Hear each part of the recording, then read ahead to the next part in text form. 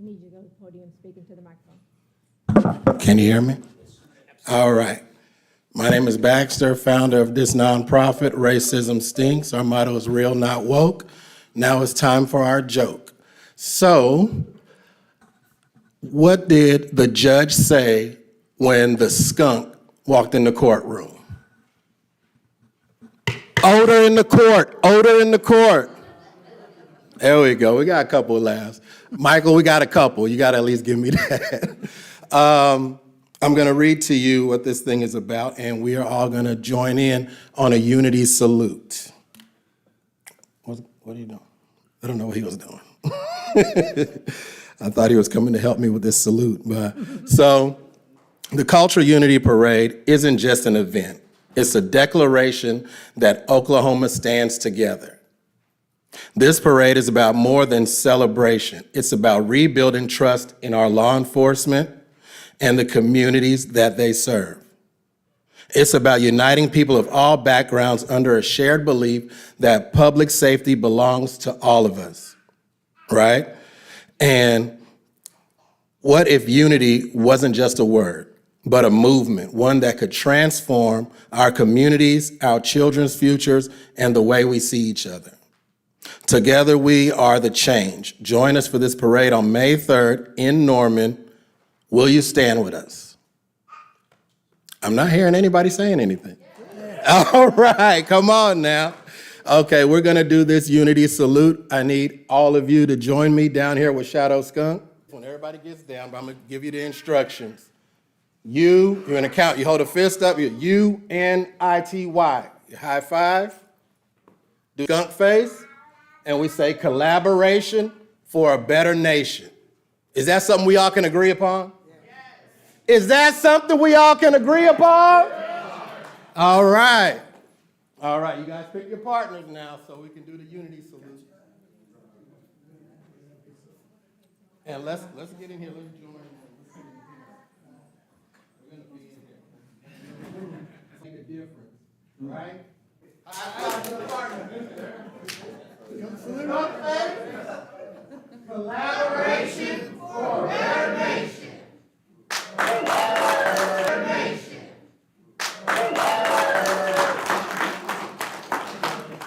Well played, sir.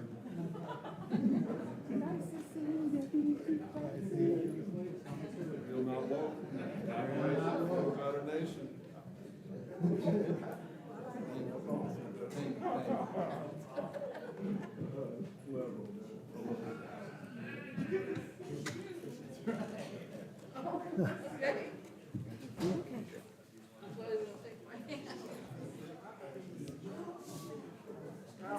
All right.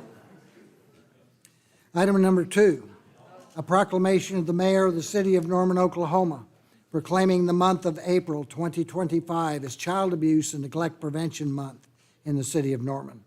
I need a motion to acknowledge receipt of the proclamation. Motion. Second. Have a motion and second. Motion on the floor is to acknowledge receipt of the proclamation. Council members, you may cast your vote.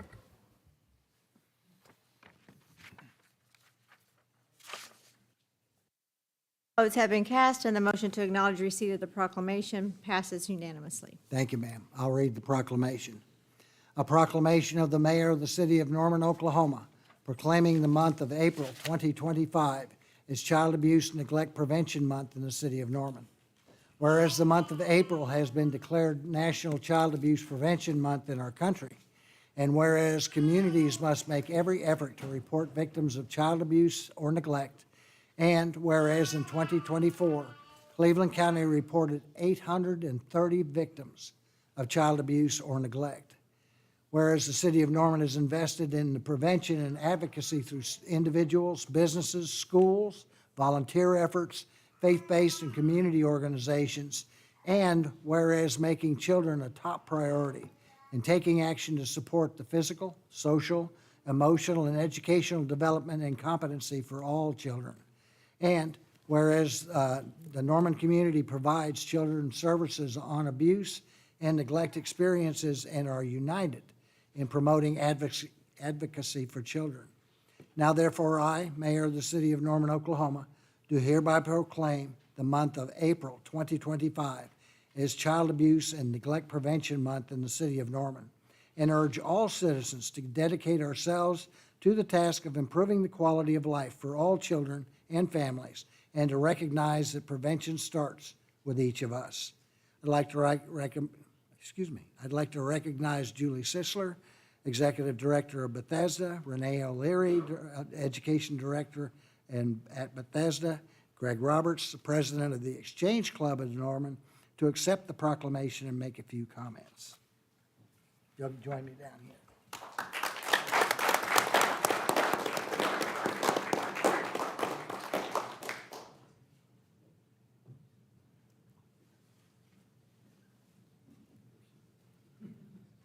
We'll all stand here and get our picture.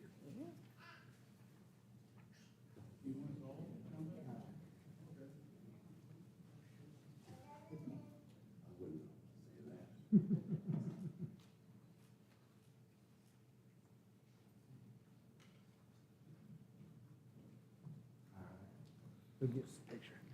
You do. We got more of the whole families coming. Thank you, Mayor. Once you get started. Catch up with. Are we doing a photo first, or are we doing? Hold that.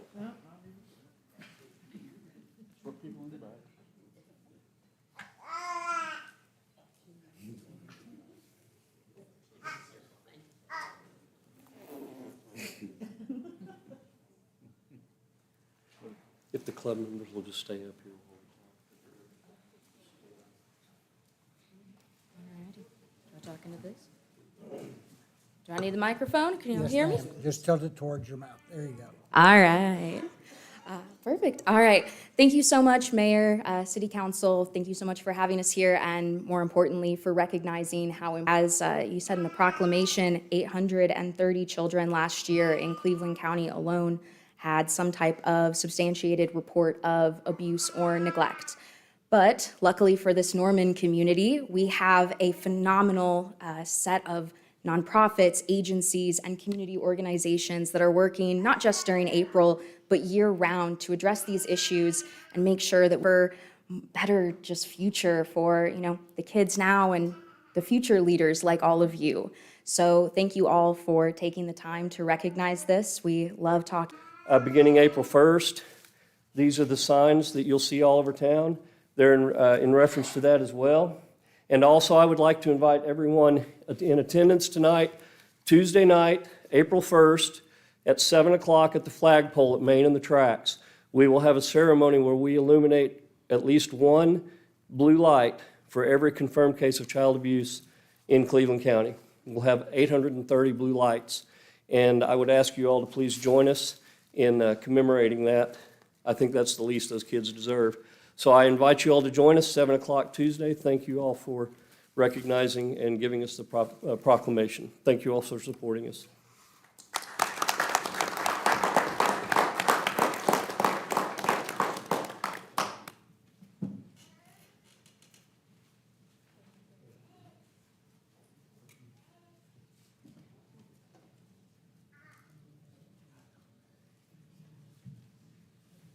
Thank you. Thanks, Rick.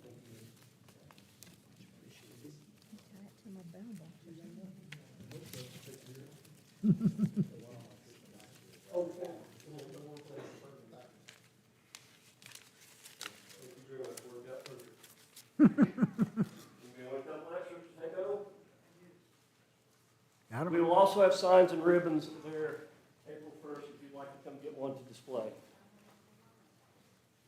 Thank you, sir.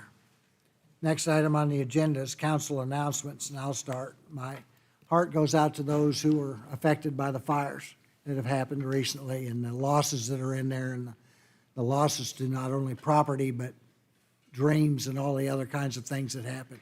And I'm sure that all of us agree on that. And then I'll start at Ward 8. If you'd like to start, Councilman.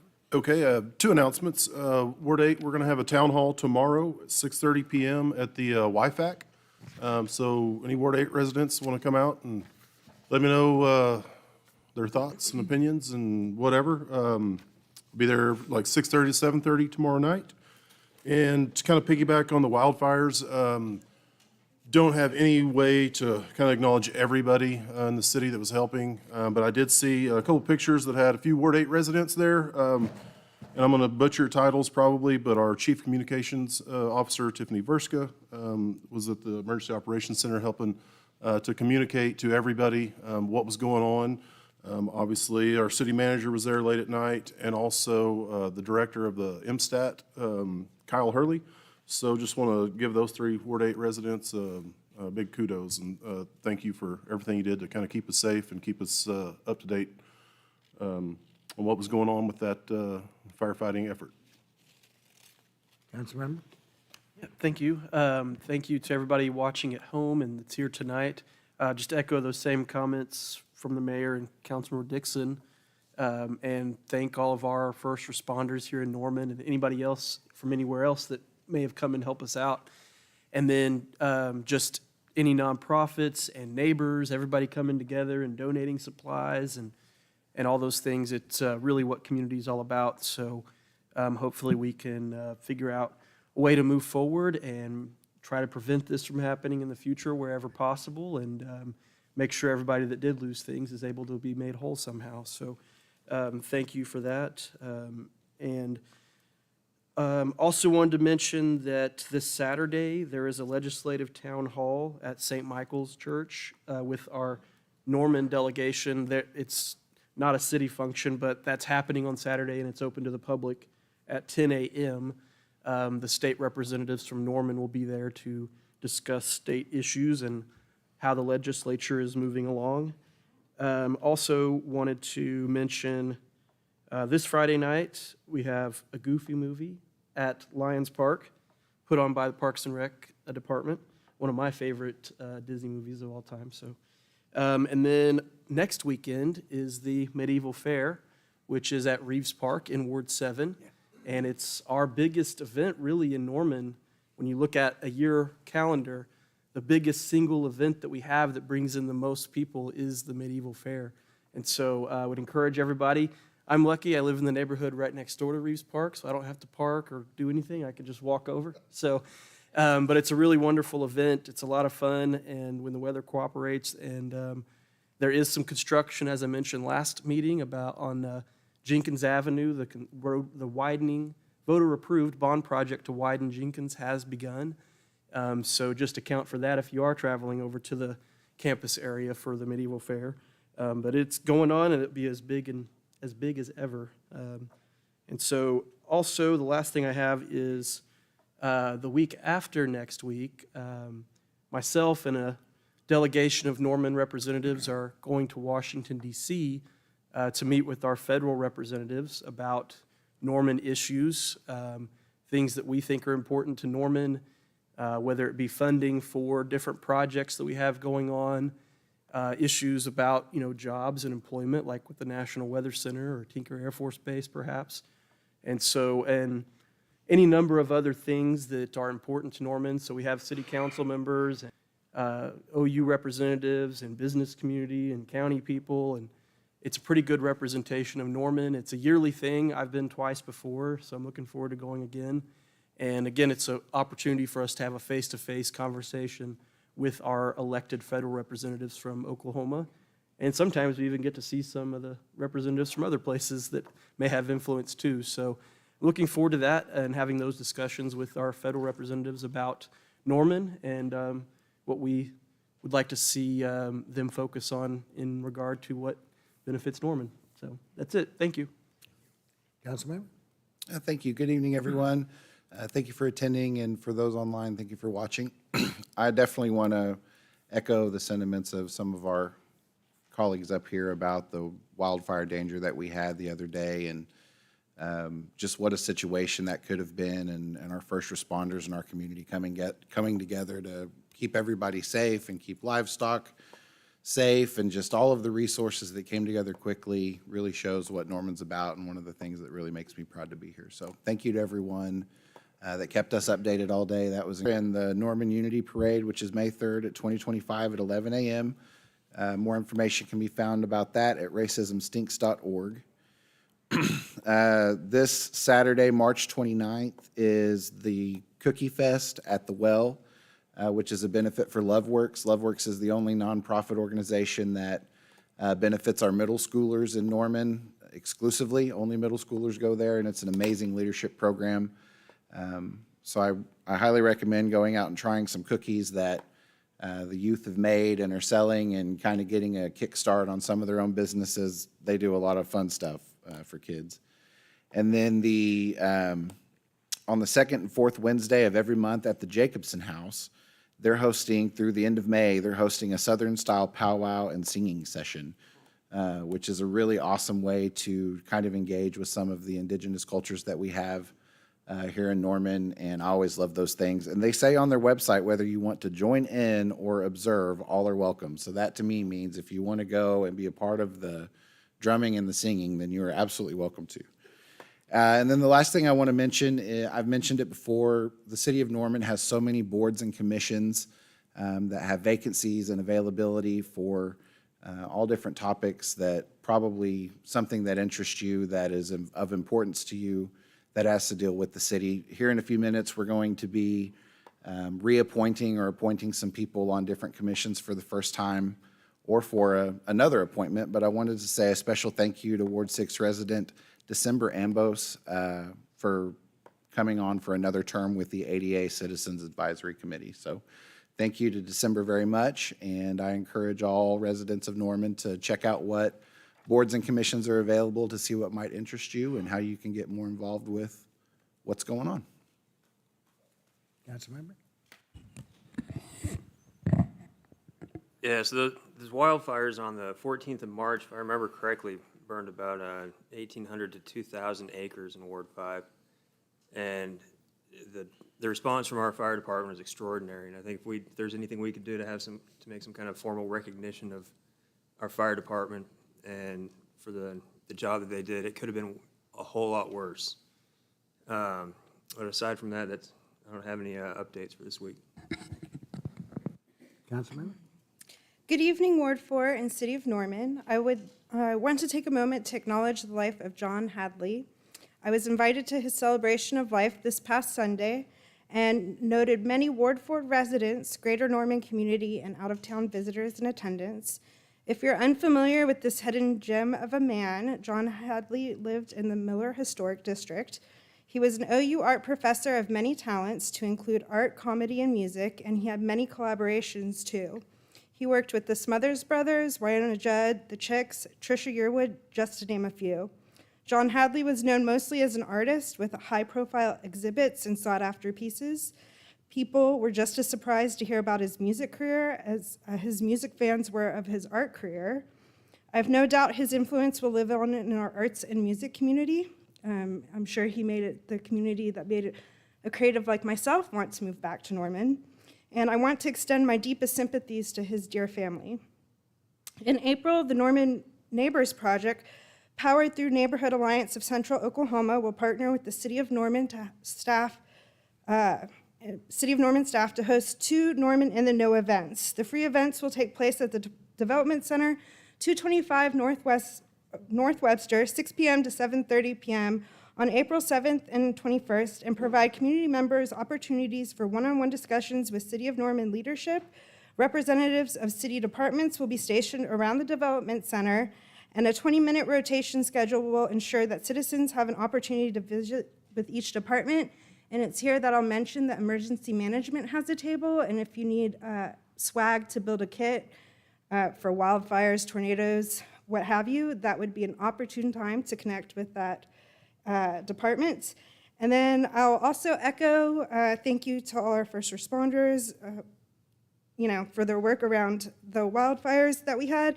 And I'll just say, on consent, we don't really talk about what's on it. We just kind of pass it, and there's no public comment.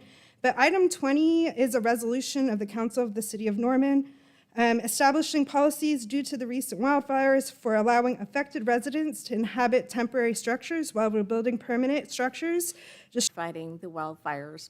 And Ward 3, your residential spring cleanup is this Saturday if your trash day is Monday. And if your trash day is on Tuesday, then your spring cleanup is next Saturday, April 5th. So for all of you here with us and watching online, thank you for being here. Councilmember? Thank you. I just want 4:30, make sure to tune in and cheer on the OU women's basketball team as they take on the number 2 seed UConn and hopes to advance to the Elite Eight. I know we're really proud of university sports here in this town, and I'm just so thankful to see it represented in all sports and all groups. Thank you. Councilmember? A Goofy movie. That's cool. I'm throwing it back. We watched Barbie there last year with my kids, so always a great time. Also, spring is here. That means youth sports is going strong. I know out at Reeves, softball and baseball season starts April 2nd, or that's my kid's first game anyway. So, but yeah, we've had record attendance at our YFAC for baseball, softball. Our Parks Department is doing just an amazing job. So keep that up. And if there are any kids, the signups are over. But if you know a kid that maybe just moved here, something happened to where they couldn't sign up, anything, let our Parks Department know. If you know a kid that needs a glove, something like that, just reach out, because we have one of the most amazing park departments. We have some of the most amazing parent volunteers. Stuff gets donated all the time. So if you know a kid who wants to play, he can play in this city. So that's all I got. Thank you. Next item on the agenda is the consent docket. This item is placed on the agenda so that the city council, by unanimous consent, can designate those routine agenda items that they wish to be approved or acknowledged by one motion. If any item proposed does not meet with the approval of all council members, that item will be heard in regular order. Staff recommends that item 3 through item 20 be placed on the consent docket. I need a motion to place items 3 through 20 on the consent docket. So moved. I have a motion and second. Motion on the floor is to place items 3 through 20 on the consent docket. Council members, you may cast your vote.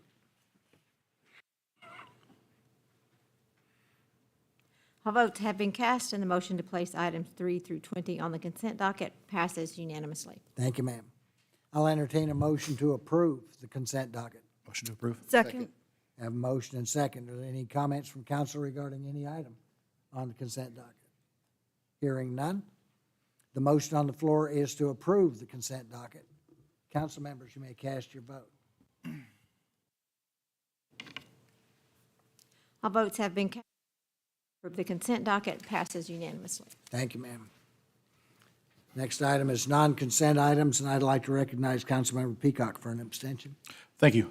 Regarding item number 21, and pursuant to Section -103D of the city's code, I intend to recuse from the discussion and the vote on this item because of an actual conflict of interest, having worked professionally on this project. I do, however, intend to make the presentation tonight for item number 21 on behalf of the applicant. Thank you, sir. I need a motion to allow Councilmember Peacock to abstain from item 21. Second. I have a motion and second. Motion on the floor is to allow Councilmember Peacock to abstain from item 21. Council members, you may cast your votes.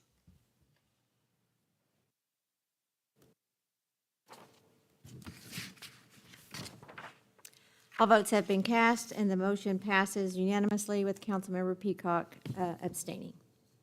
Thank you, ma'am. I'll read item 21. Item 21, an ordinance of the Council of the City of Norman, Oklahoma, rezoning property located at 201 West Apache from CCFBC Center City Form-Based Code District and Urban Residential Frontage to CCPUD Center City Planned Unit Development District. I'll entertain a motion to adopt or reject the ordinance on second reading, section by section. Motion to adopt. Second. I have a motion and second. Is there a representative of the applicant? Would you? Here with Peacock Design, representing the applicant for 201 West Apache. This is a fairly straightforward CCPUD, I should say. We are looking to seek 9 exemptions on this property, all of which are relatively minor stretching of the rules. We feel like we're meeting the spirit of Center City with all of these exceptions, but I just wanted to go through them kind of one by one with you. So here's the property. Project location is at the intersection of Apache and Santa Fe. It is on the northwest corner, and as you can see, that's in the urban residential zone. Here's an aerial of the site. There's currently no structure on the property. It's been demolished a couple of years ago, actually, and so it just remains a blank dirt field. Just to note, the owner actually owns the property directly west to it as well, so they'll own both properties near the hard corner here. Here is the proposed site. So what you're seeing is a 4-story building. It'll have 2 ground floor commercial units, which meets the Center City requirement, and then it'll have 3 floors of residential above that for 18 bedrooms. You're going to kind of see some more detail on that as we go down the line here. But the exemptions are basically, the first one, and probably the most major one, is we're requesting to move the required build line. So currently, it's hard to tell on the screen right there, but the property line is shown in blue in that image. The existing RBL is shown in red, and we are requesting to move the RBL to the line shown in yellow, which would be, instead of 5 feet behind the property line, it's now going to be 3 feet behind the property line. That was to achieve all of the ADA clearances and everything we needed on the upper unit resident, matching what is there. So the second exception is we're asking for additional allowances for some uses. The owner has expressed interest in hosting either a small coffee shop or some sort of deli or just very small use, and currently only retail seat and discrete facade. And essentially what that means is that anytime you exceed 75 feet of frontage, you have to have distinct sections. Our project is actually 87 feet in length, and you're going to kind of see how that's broken down. So complete and discrete is 75-foot max. We actually have only 57 feet in the middle, and then 2 unique 15-foot sections at each end. So the straight portion, we dings and switchbacks, and that just really, it increases the size of your corridor and all the navigating space you have to have around the stairwells. And again, that would just push us further closer to the property line. And so we felt like this request was to minimize the impact on the lot and still, provide accessible entry up to the upper floors. Allowance for chamfered corner entries. Typically, the building would have to meet the RBL. It would have to be built to the RBL line for 100% of the building. As I kind of outlined in previous slides here, you've got those 2 corner sections that don't technically go to the RBL. They don't go to the required build line. So we're asking for an exemption to allow those. And then here's essentially a preliminary rendering of what the project would look like. This is more conceptual, and here's a more realistic rendering of what it would look like with materials, landscaping, and some people in the shot. So this is the other really big exemption that we're asking for. Center City requires that you provide 1 parking space for every bedroom that you provide. We were not able to provide 18 parking spaces on the site because that would have basically been a parking lot instead of a building. So what we are proposing, 6 on-site spaces directly on property, 7 on-street spaces on Santa Fe and Apache, and then 7 off-site spaces in a shared parking agreement with First Baptist Church. We already have that agreement executed. Both parties have signed it, so those 7 off-site spaces are in control of the development entity. And so the 18 required, we have actually provided 20 total spaces. I know they're not all on the property, but again, we feel like we met the spirit of Center City there. It being a kind of a park once and walk environment, we felt that this was a reasonable request. There's the location of the shared parking agreement. You can see First Baptist Church is within 700 feet. It's 2 blocks north of our property, and so a comfortable walk, well within a 5 to 10 minute walk shed. And the last one, exemption from the street wall requirement. So we are providing a street wall as required, but instead of providing it on the property line, we're putting it on the RBL, which is shown here. You can see that yellow line at the top. Typically, it would have to be on the thick dashed line property line, so just 3 feet over, still in spirit with the project. You can see it there in the rendering. It's very small, 4-foot tall wall there, really to screen the parking lot from the street. So that is it in a nutshell. I'm happy to take any questions. You were saying that the facade, as it goes down, it differs at 15 feet from either side and 57 or whatever the number. In your drawing, I don't understand how that. Go back here. Show that to me. Kind of blazed through this real quickly. You're fine. So anytime you are over 75 feet of frontage, you've got to provide what they call a complete and discrete. If you could speak to it a little bit, is it's going from the 65% impervious to 85, but I know there's low impact development Yes. in that, and also stormwater. So if you could just speak to those. Yes. So in the parking lot, and I actually don't think I have a good image to show this. You can kind of see them there. We are providing what are called infiltration trenches. They're essentially gravel-filled trenches that allow for stormwater to infiltrate the ground and then soak into the groundwater. And then we're also taking all the roof drains and piping those into those infiltration trenches. So all the roof water and all the parking lot stormwater will be retained on-site and percolate into the soils on-site. So there shouldn't be any runoff. Okay, thank you. Councilmember Holman? Stormwater, that was my main question, so I appreciate that one. So we have the requirement in Center City that the first floor, at least in parts of it, has to be built to a commercial standard, but you're saying this project's planning to be commercial? Yes. That's what they're planning to do with it from the get-go? They've expressed a real interest in providing what they call a neighborhood asset. Like they want this project to be known for more than just housing, that it's a hub for activity, again, beyond a hard corner, being down Santa Fe, just a few blocks from Main Street and connecting to Campus Corner. I mean, they feel like it's a really prime opportunity for an active use on the first floor. And you were saying that only retail Currently in the Periwinkle, and a coffee shop isn't considered retail? no, it's a restaurant. It's a food service establishment, essentially.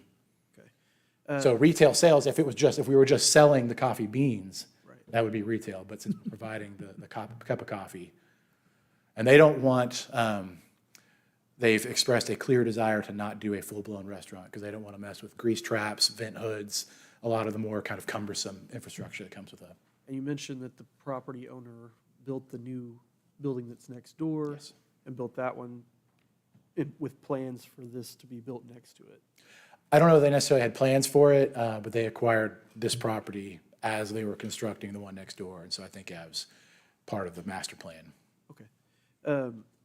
I would just request maybe staff take a note of some of these issues we might want to take a look at in this Center City form-based code about, I think many of us would like to see more than just a retail, like a coffee shop, a deli would be very appropriate. I think that's what we want to see. So maybe we need to update that or. Closer to the property line, we had to ask for an exemption. Okay. All right, sounds good. Thanks. Thank you. Any other questions from council? Hearing none. This is an opportunity for members of the public to speak on this item. Remarks should be directed to council only. Once public comments have concluded, council may choose to answer your questions. Madam Clerk, are there any speakers registered for this item? We have a few. Gertrude Gonzalez.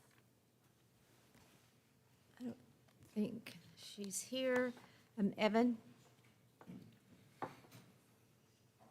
A great plan.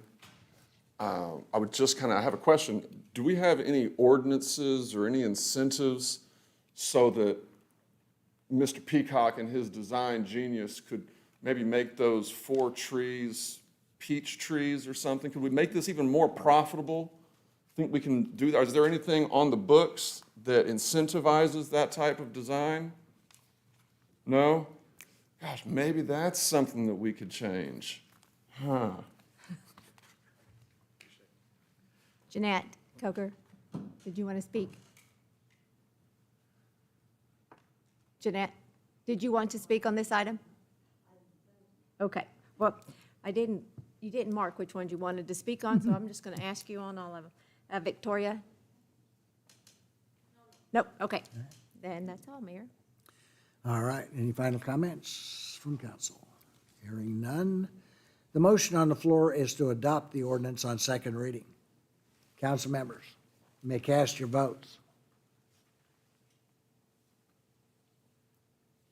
All votes have been to adopt the ordinance upon second reading, passes by a vote of 8-0 with Councilmember Peacock abstaining. Thank you, ma'am. Item number 22, a resolution amending the Norman 2025 Land Use and Transportation Plan. Oh, yeah, we better, hadn't we?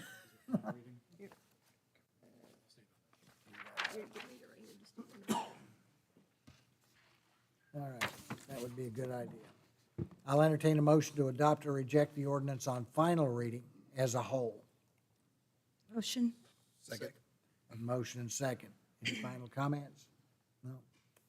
Motion on the floor is to adopt the ordinance on final reading as a whole. Council members, you may cast your vote.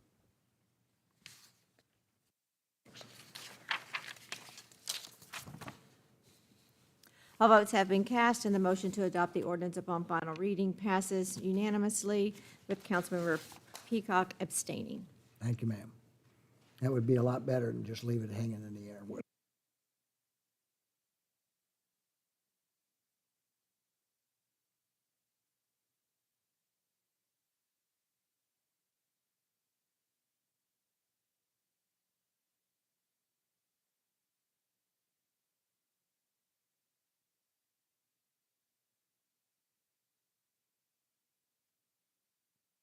To reject the resolution. Motion to adopt. Second. Have a motion and second. Hello, Nathan. Recognize Nathan Maidenwall. Thank you, Mayor and Council. Yes, we're excited to be here. This is something that we've been working on for quite a while for us to improve our groundwater supply. So I will jump into it. I'll run through the three items kind of in detail what each action will be, and then I'll talk a little bit more about the facility itself. So first we have the land use plan amendment for our site located at 4020 East Tecumseh.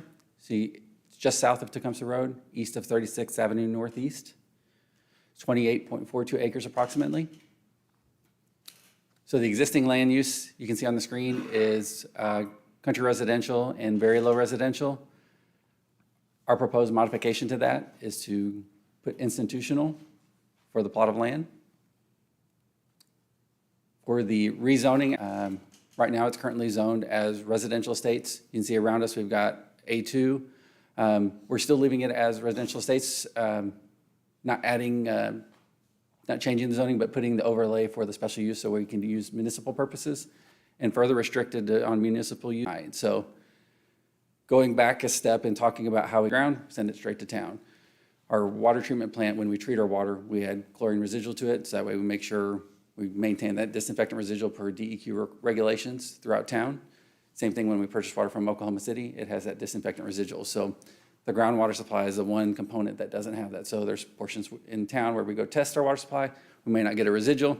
Doesn't mean that the water's not safe, it's just not to the level that DEQ wants us to be. So they're gonna require us to do this. They haven't formally made an action for us to do it, but they're telling us, you need to do this. So because of that, when we did the 2060 Strategic Water Supply Plan in 2014, this was one of the components. They said, you guys need to buy land and be able to have this site here for this, and then also potentially for future treatment should regulations become more stringent for the groundwater supply. Just like arsenic regulations were reduced in the early 2000s, we see that there may be potential that they might reduce that further, or chromium, they might add another more stringent limit there. So we're prepared. When we bought the site, we made sure we had enough land to be able to do that.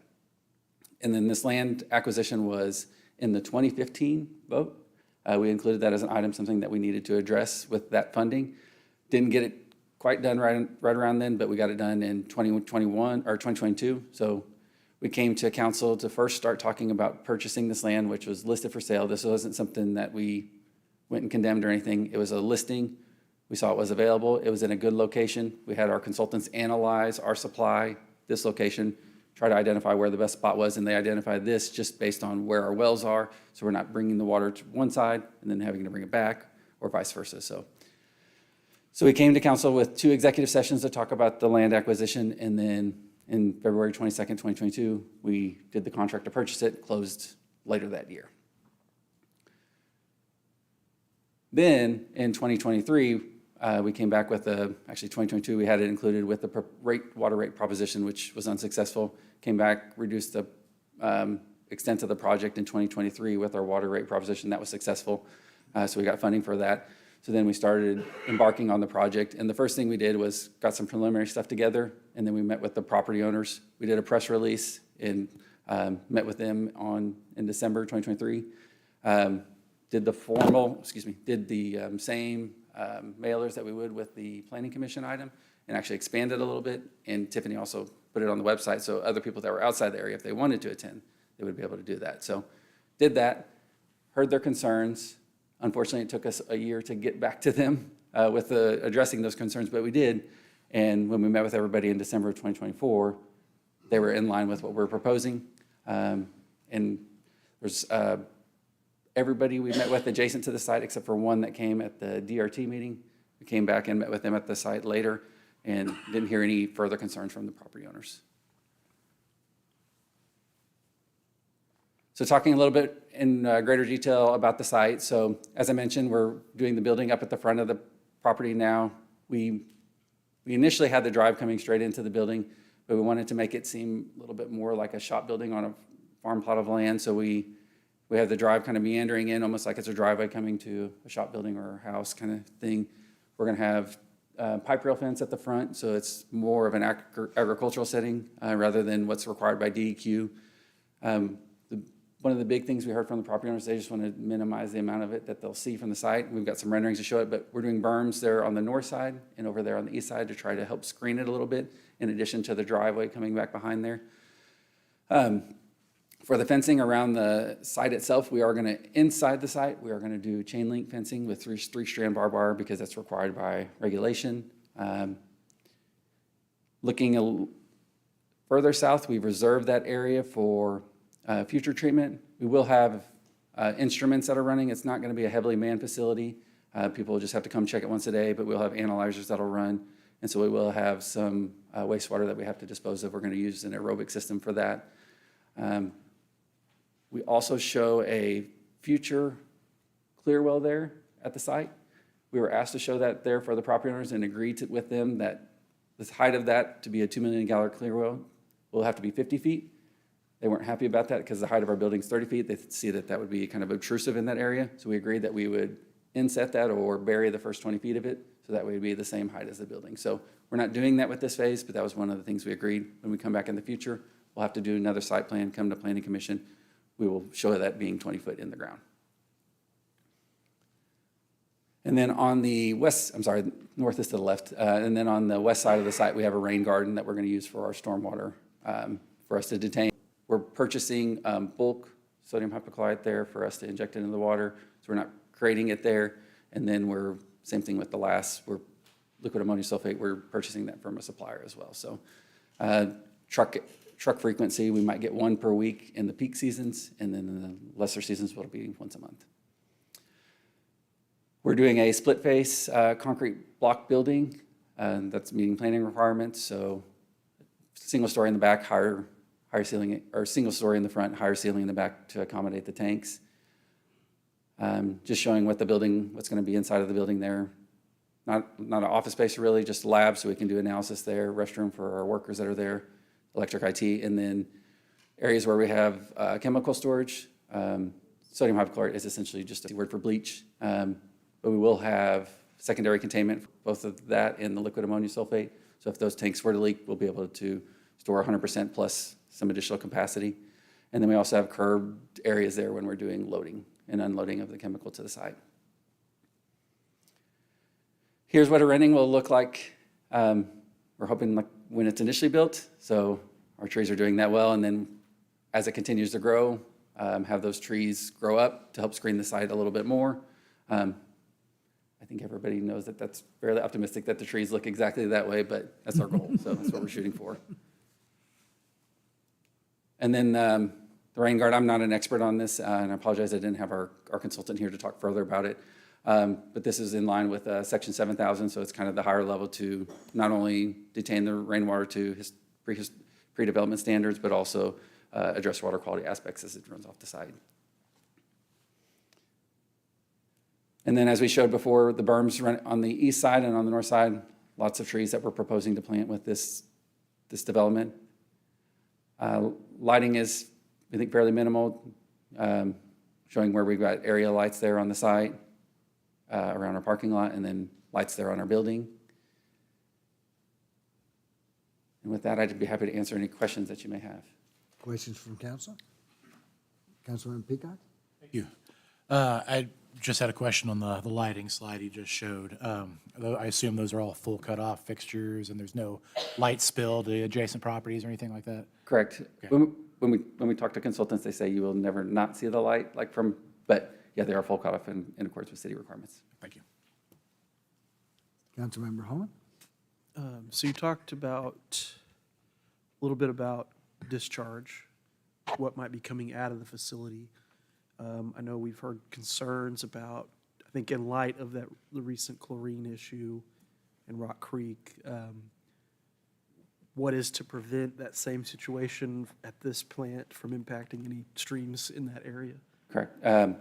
Yeah, so the facility, we're adding chemical real time, adding chemical on the other side of real time. So if we started to see that the levels in the pipe weren't meeting the spec to go to town, we would just essentially turn the system off, and we would have to, rely on other supplies, so we wouldn't have to discharge. Whereas our water treatment plant, the challenge we had there is we had water that we were trying to get rid of in a clear well, so we were trying to move water through that. So if we did have to discharge, it'd be just that little bit in the pipe, just to make sure we're good, make sure our equipment's running, and then we would just turn the system back on and make sure we're dosing right. And this is in response, and I know in the 2012 through 14 Strategic Water Supply Committee that this was a piece of that, but, so we've been talking about it for over a decade, but some of the newer regulations like chlorine and groundwater is newer, is that right? The fact As that far as we were able to just blend it all, like you were mentioning before, we were able to blend it in before, but now we're having to. DEQ is now, like when they go test our system and we show that we don't have chlorine residual, they're saying since you're surface water and groundwater, we're going to hold you to that higher standard of surface water where you've got to have that. Okay. If we just had groundwater, just theoretically, then that may not.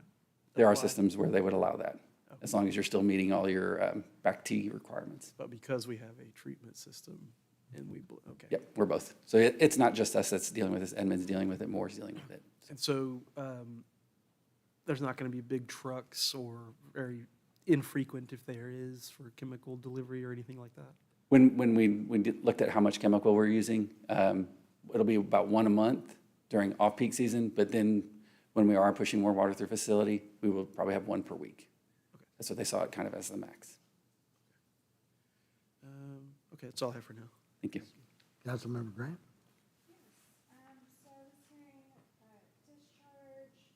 Potentially lighting, fencing. I noticed that noise was also a concern. What concerns came forward that weren't mentioned, and how are they addressed? Noise was one that also came up at Planning Commission. So we'll have a generator there on site. It'll just be running for emergency purposes, just because it's a 24/7 facility if we're needing that water supply. So that will run. When we talked to the property owners, they were understanding of that. And then we talked to the adjacent property owner directly west that built the new home and just said we would work with them when we test that piece of equipment. But there should be minimal amounts of sound coming from the facility, just typical AC and stuff. The pumps that are inside are not really big pumps. They're only 2 foot by 2 foot, just enough to dose in. The pumps that we're relying on to send to town is actually from the groundwater wells themselves. So between like fencing, berms, and potential trees in the future, this noise should also lessen over time? It won't lessen over time. It just Or shouldn't be a be noise less issue to begin. noticeable. Yeah. Yeah. Would you say all the concerns have been addressed throughout this process, from pre-development to planning to? When we met with the adjacent property owners in December 23, heard their issues, met back with them in December of 2024. Feel like we addressed these issues. We did hear concerns about the discharge from the site. Again, I don't see that we will have the need to do that, and that was actually very rare that we did that from our water plant to where that occurred. And then the people that were worried about it, they're worried about it running to us and working with him today. Okay, thank you. Mm-hmm. Any more questions from council? All right. Thank you, Mr. Maidenwald. This is an opportunity for members. Council member, sorry. I'd like to be the last second. So what's the percentage of coverage of the property here? What chemicals, I think you might have mentioned this, but what chemicals will be stored on the site? sodium hypochlorite, which is essentially bleach, and liquid ammonia sulfate. And have there been any changes in policy and since that spill from a few months ago? Yes. Maybe prevent that from happening again in the future? Yes, so we know that we cannot discharge from our facilities without fully dechlorinating it. So we have new SOPs in place to make sure if we are, flushing our lines, that we're measuring after the dechlorination to make sure that we're meeting regulatory limits there. And then the other thing is just avoiding the discharge altogether, if at all possible. So. Okay. It kind of feels like our hands are tied a little bit on the, this was voter approved in 2015 with the rate increase, correct? The land acquisition was voter approved, yes. And I would say the funding was approved. It wasn't like a bond project per se where it was explicitly that it had to be this, but that was one of the items that we did mention when we went to go get voter approval. Okay. I think that's pretty much all the questions I have right now. A lot of my concerns are alleviated by knowing that you'll have to come back if you want to expand on this, because this site plan looks good to me. I get kind of nervous when I see all that, the expansion of future ideas, future concepts, future advanced treatment area, to know that you'll have to come back if you need to expand on this. So thank you. Anything else from council? All right, this is an opportunity for members of the public to speak on this item. Remarks should be directed to council only. Once public comments have been concluded, council may choose to answer your questions. Madam Clerk, is any speakers registered for this item? Yes, Mayor, we have Trey Kirby.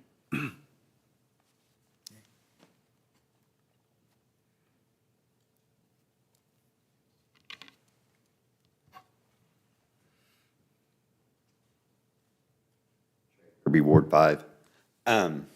He mentioned that back in the day when they did all this, that the residents around it weren't really happy about it. I've talked to the residents around it. They're still not really happy about it. They feel like their hands are tied. They're kind of being ignored.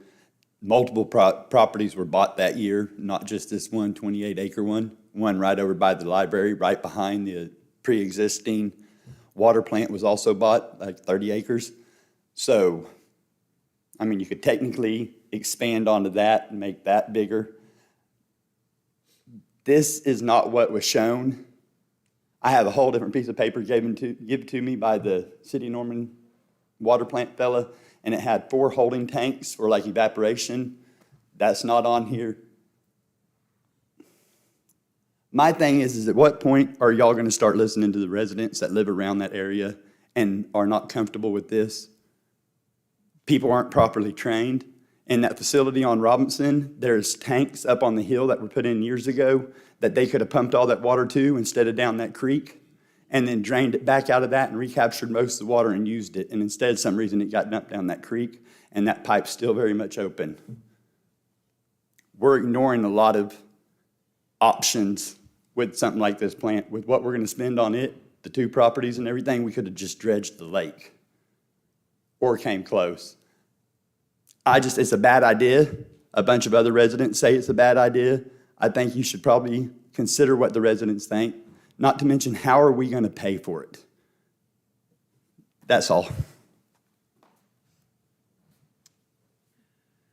Evan Dunn? Okay, strategic water. This seems like an awesome opportunity for us to educate people about the chemicals, the way that the atomic theory is beneficial. It keeps us alive. Everything around us is protons, neutrons, and electrons, all in different shapes, in different densities, and different charges that are all creating thousands of handshakes. Who is it that makes the trees that are planted? Who is it that determines how we educate the citizens about the value of water? H2O, 2 hydrogen atoms, an oxygen atom. That oxygen wants those 2 hydrogen atoms, electrons, a little bit more, so there's a tip. How do we take chemistry class from high school and make it repeat? Excuse me. The experience that I went through,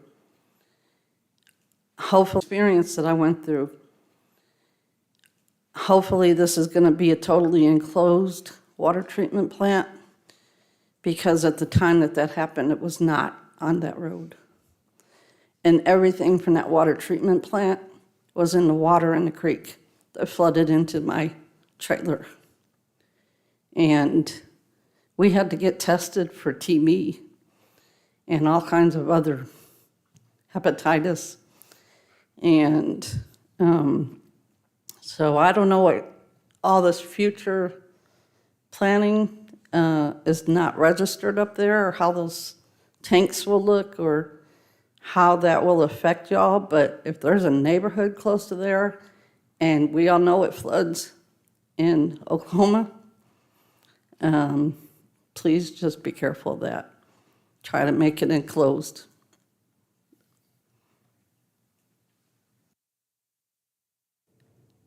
Jeanette, did you want to speak on this one? No? Okay.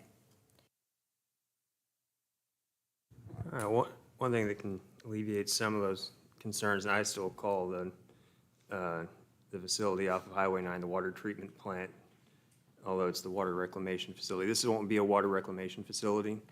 Water reclamation facilities being where like sewage water is pumped to and cleaned. This is different situation. This is just chlorinating, cleaning water that's already been cleaned, pumped from the water or collected from the lake, for example, and then put in directly into our water supply or water lines. So there won't be any risk of what you experienced happening again here at this facility. But yeah, I still, I hear water treatment plant. I remember I think back to the field trip I took in 8th grade to the water reclamation facility. And so just my whole life, I think that's where a water treatment plant is. But anyways, what was the decision process that chose this parcel over the other parcels that we got? So in 2021 and a little bit before that, we hired Plummer and Associates to look at different plots of land that might be usable based on where our pipes are. And there's a major line that runs on Tecumseh.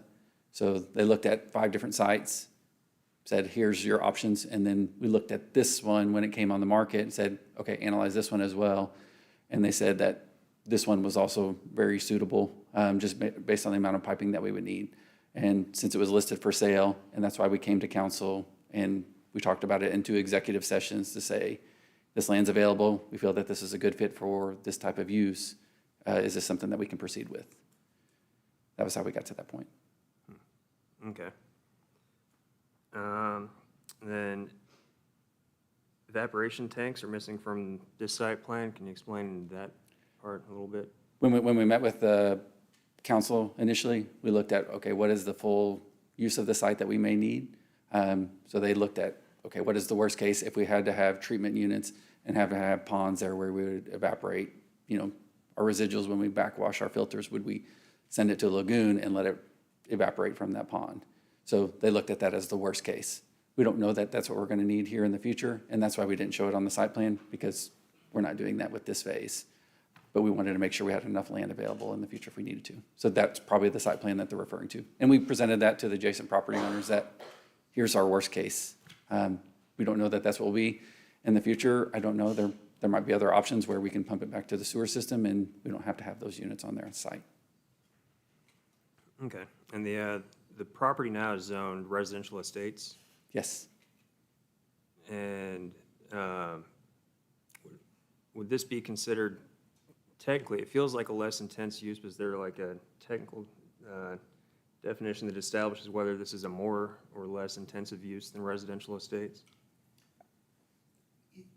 It's still residential estates, we're just allowing for special use for municipal. So it wouldn't be like an industry could come in and start using it for municipal use. So it's still, if we don't use it for municipal, I think it would go back to residential estates. And typically in that concept of intensity in terms of average daily trips generated,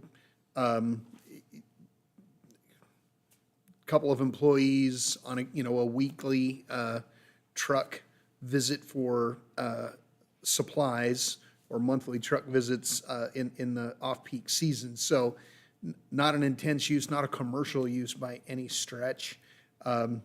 So you might have a couple of extra trips. Okay, so I don't want this being used as an excuse to ramp up and for somebody to purchase that A2 property and say, oh, we can make it an R1 because that water treatment facility is a higher intensity use. I prefer, now, what are the plans with the big open area? How are you planning to maintain that? We currently use the previous owner, we use them for haying the field. Okay. I think we would look to do that in the future, them or another entity that we feel is appropriate. Okay. So one thing that I think is overlooked with residential estates, while it is a lower intensity use or lower intensity residential area, a lot of the time on the residential estates neighborhoods, they require a certain amount of maintenance with their yards, which means a whole lot of herbicides being sprayed on much larger parcels of property. And I think, in effect, as long as that's the sort of plan is to maintain it and have it trimmed as hay versus spraying it full of like weed killer, yeah, then I think that'll actually improve the quality of the runoff from this tract versus if it were developed as a residential estates set of parcels, which at 24 acres would be looking at 8 or 9 more, maybe 10 more properties before they hit that size limit. Okay. So I think that's all the questions that I have. Thank you.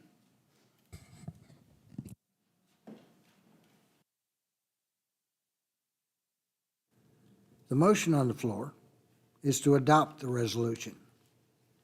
Council members, you may cast your vote.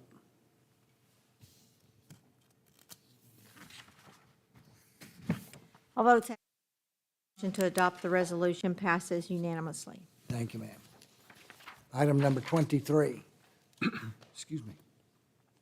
An ordinance granting special use for municipal use for property located at 4020 East Tecumseh Road. I'll entertain a motion to adopt or reject the ordinance on second section. Motion to adopt. Second. A motion and second. This is a companion item to the previous item. Are there any further questions from council regarding this? Clerk, are there anybody signed up? Yes, Mayor, we have Trey Kirby.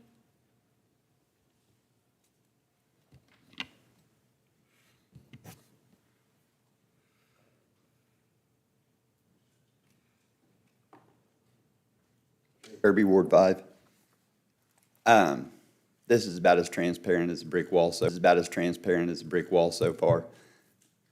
Everything shown is nothing of what was shown to the property owners, or, like I said, the piece of paperwork I got directly from the guy over at the City of Norman Water Plant, all the way down to where the entrance is located is not even the same as what was on the paperwork we were given. He said if they dumped down it'd go to the Little River. That's kind of a big deal. Affects a lot of streams, the lake, people's water. Y'all say there's a lot of piping down to Tecumseh that makes it convenient. How many more pipes are you going to have to take? And do you plan on using eminent domain to do it? Are you going to have to expand the current pipes to increase the amount of water this facility is going to take? Are you going to use this facility to feed new neighborhoods like the one directly north of it across from Tecumseh that they're building right now? I mean, so many questions still, and I feel like this is kind of like the smoke and mirrors where they're going to come in and they're going to get it approved on one picture, And then as soon as it's done, we're going to get a whole separate facility, kind of like the one I'm holding the paperwork at home with. I wished I would have brought it. I didn't expect it to be so bait and switch here. Once again, going to oppose for all the local farms around it that we need to pick people over profit. This is an area that we use wells and we use septic tanks. We don't have a water plant. We don't really have a purpose for a water plant unless you're trying to push farther out past the 48th corridor. Why do we need this water plant in Ward 5? And once again, I'm going to ask, how are we paying for it? Evan, did you wish to speak? I want to refer back to my comments on the previous item. This again it's an opportunity. Could we zone this and do something with deal with the unhoused crisis? Are there any other uses for that 28 acres that can solve some of our other problems? I know this is just the system that we were all born into. We inherited this system and all of its conventions, all of its water quality, all of its standards. However, this is the world, but it doesn't have to be this way. We can improve on this world, and if we aren't really trying to think about how can we do something and also fix this problem, also address this problem. How can I help address this deficiency? How can I do something that has some unintended benefit that I'm not looking at right now? Those are kind of the questions that I think need to be asked and need to be put into these designs. When you add value by solving problems, it just makes it that much easier of an approval.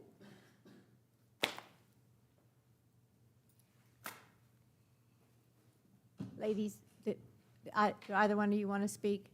Okay. Okay. Anything else from council? Councilmember Holman. Thank you. You mentioned voters, and then, so what was approved then? And then in the 2023 water rate election, what was approved then? So in 2015, we included an item in there when we were working to get that water rate vote approved for $2 million for land acquisition. By the way, okay. Yes. So we did that actually at 800,000, which was less than that $2 million that we had projected. And then in this latest water rate proposition that was successful in 2023, we proposed $7 million for the facility. So we're paying for it with voter-approved rate. Water rate funds, correct. Excuse me. Dealing with some sinus stuff. Okay, so that's how we're paying for it.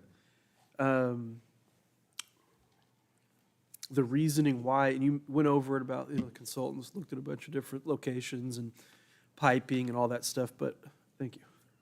All of our, pretty much all of our groundwater wells are in this area of Norman, is that right? That's correct. I mean, we have some that are a little bit further west, and we'll have to make that decision if we use them, if it's worth, if we do want to pipe them back or not. But if we did run piping, we would do it in the right of way, so we wouldn't use the eminent domain. And I know this facility is going to be able to handle future capacities of whatever groundwater. But would you say it's being built currently for our existing, because we have to?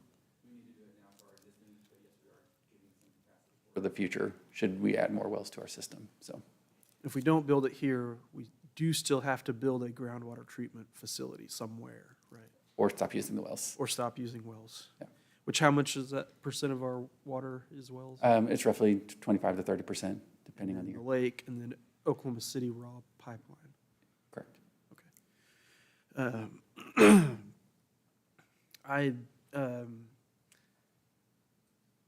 definitely other conversations may have been had. I don't doubt that. I don't have any communication from any of the neighbors to us objecting, and I don't see any protest. Now, that doesn't mean people may not object and may not want to protest, but maybe for whatever reasons don't feel like they can, or that it's not worth their time, or whatever it may be. But I know you guys have been talking with these neighbors for a number of years. Correct. And there was no eminent domain used for any of this project. Was there any eminent domain used for any of our well projects? No, we used willing participants when we did our last round of our 10 wells. Okay, so the OEC thing made me think of this because I really wasn't quite clear that a private utility could use eminent domain to take someone's property. Would we be able to do that, to do wells? It's not something I would want to do, and I don't think I would support it, but does the city have the ability to use eminent domain to drill water wells? Councilmember, to the extent that that would be a public purpose, the answer is yes. Now, my understanding is that all the wells that we have are placed in locations that are by agreement, so I don't believe we have used eminent domain for the purpose of drilling water wells. And I would assume we would just try to find somewhere else to do it instead of trying to go through that whole. That's correct. I mean, ordeal. the concept is, under Oklahoma law, once an area is platted, that area, as a general rule, is entitled to an allocation of groundwater. So if the city provides water service to an area that's platted, by statute, the city obtains those groundwater rights. Now, the statute specifically says that if you're drawing from that particular allocation, it's supposed to be, the well is supposed to be on the platted lands. However, my understanding of our aquifer is the area that's to the west has arsenic issues, the areas to the east do not. So the Water Resources Board allows us to draw those allocations out of wells that are to the east without having to drill wells on, quote, the platted lands. So we're allowed to aggregate all of those groundwater rights and extract that water from wells that are out east. Okay, that's all I have. Thank you. Thank you.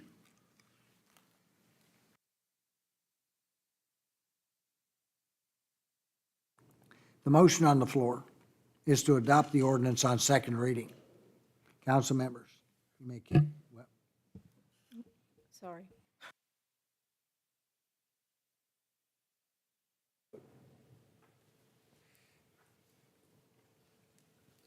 All votes have been to adopt the ordinance upon second reading, passes unanimously. Thank you, ma'am.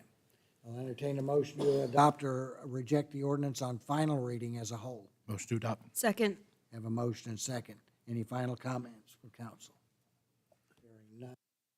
Motion on the floor is to adopt the ordinance on final reading as a whole. Council members, you may cast your votes. All votes have been cast, and the motion to adopt the ordinance upon final reading passes unanimously. Thank you, ma'am. Item number 24, a preliminary plat for Norman Groundwater Facility located at 4020 East Tecumseh Road. I'll entertain a motion to approve or reject the preliminary plat. Motion to approve. Second. Thank you. This is a companion item to the previous two items.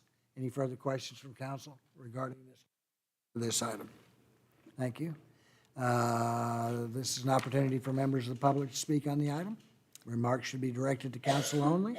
Once public coded, council may choose to answer your questions. Madam Clerk, are there any speakers signed up? Mr. Kirby?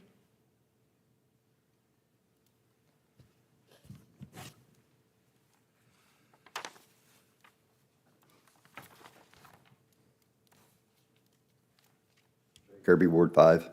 You mentioned no eminent domain had been used to drill wells. That wasn't really a question. It was about the water lines that run up and down the easements or in our ward and be tolerable of it. Let's at least get some kind of positive out of it. Evan? Yeah, I want to second what Trey's talked about, you know. Who is it that has come up with this design? Who did you work with? Evan, your questions are to council. Okay, who came up with this design? Who presented it to Planning Commission? Is there a firm that we can refer to? If so, we need to talk to them and be like, hey, this can be better, okay?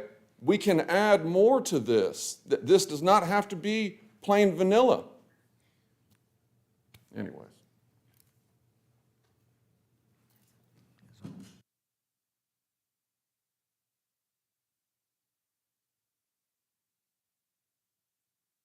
Preliminary plat. Council members, you may cast your vote. All votes have been cast. The preliminary plat passes unanimously. Thank you, ma'am.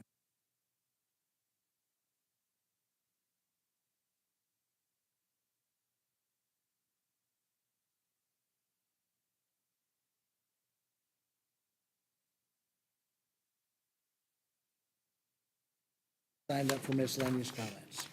Yes, sir. We'll start with Trey Kirby.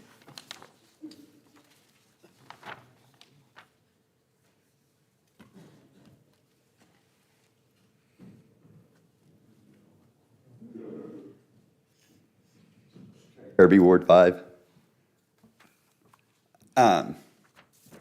Stephen, I don't know if you returned the phone call, but you've had several messages left with you from one of our constituents out here in Ward 5. Trey, and to everybody Oh, as a whole. sorry. When you're elected, you still, I'm not trying to target Stephen by no means. I'm sure he's probably called multiple people. People like to be talked to and addressed and returned phone calls. When people reach out to you, it's because they have a concern. And whether it's just 3-sentence response or 3-word response, or, I mean, just taking 5 seconds to pick up the phone and call them back, it really matters. It might not be what they want to hear, but at least you took the time to call them back. Most of them took the time to show up and vote for you. Some of them might not have voted for you, but you still represent them.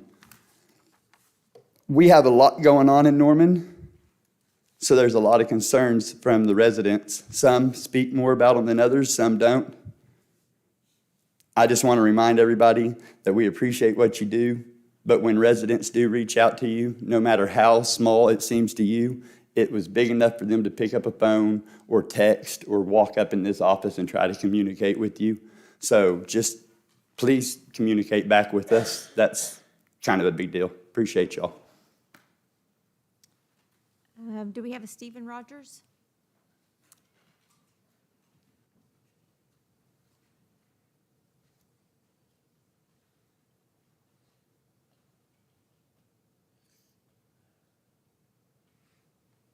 Ms. Hall, I'm Steve Rogers, and I'm a resident of Brookhaven Square here in Norman.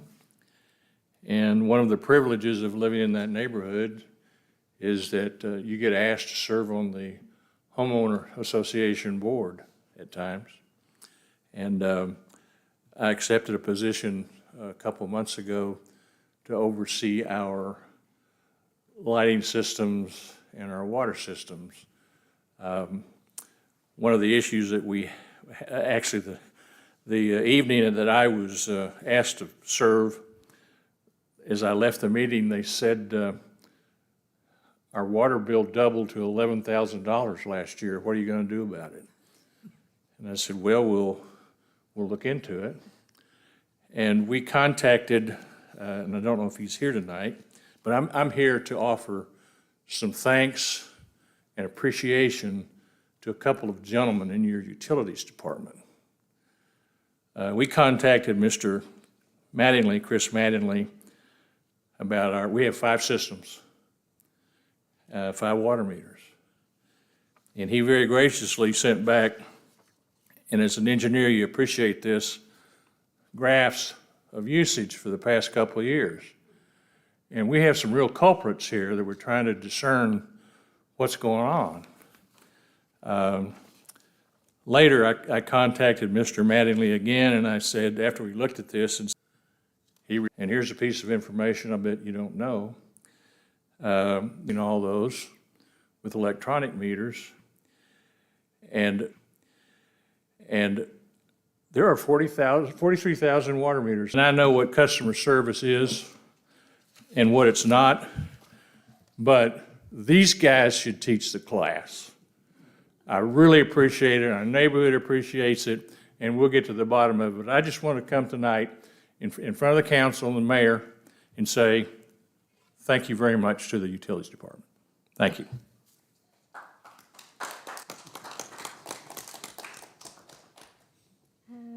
Evan?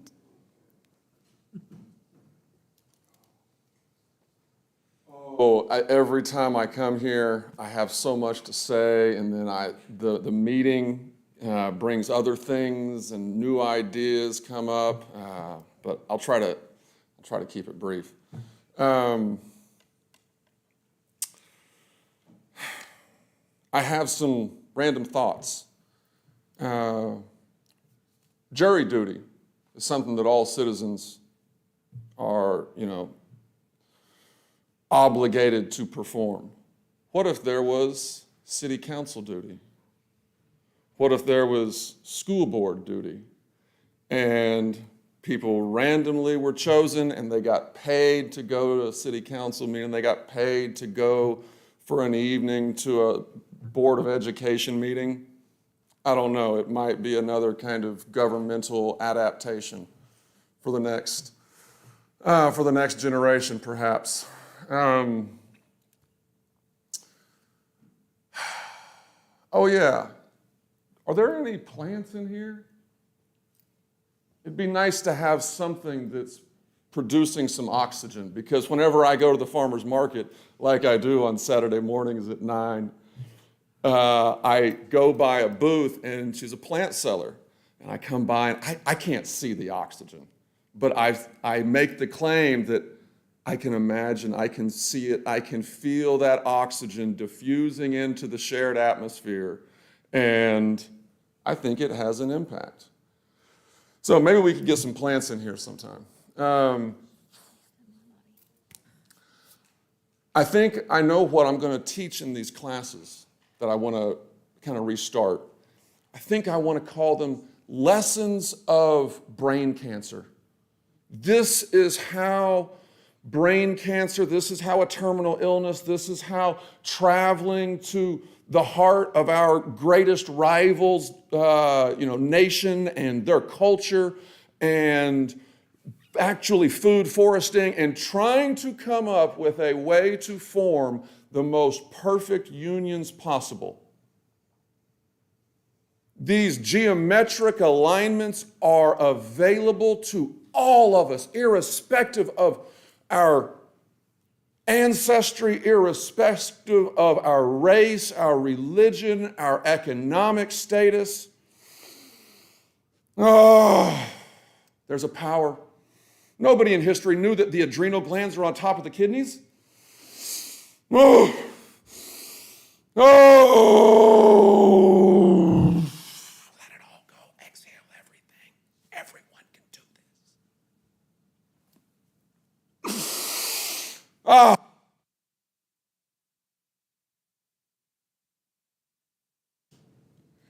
Jeanette Coker, did you want to speak? Okay. Victoria? Okay.